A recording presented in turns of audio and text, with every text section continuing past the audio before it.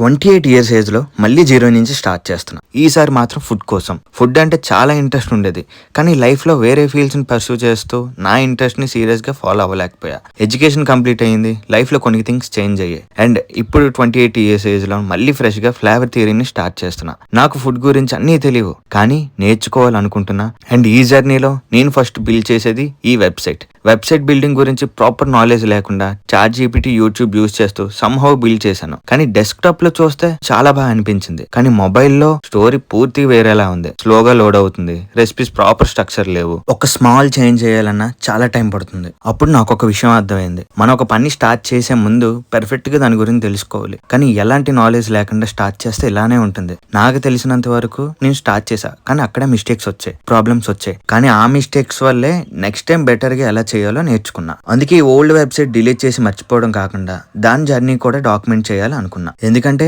ఇది నా జర్నీ మాత్రం కాదు, నేను బిల్డ్ చేస్తున్న ప్రాసెస్ లో ఇంకొకరు కూడా నేర్చుకోవచ్చు. ఇది జస్ట్ ఒక ఫుడ్ వెబ్సైట్ బిల్డ్ చేయడం అస్సలు కాదు.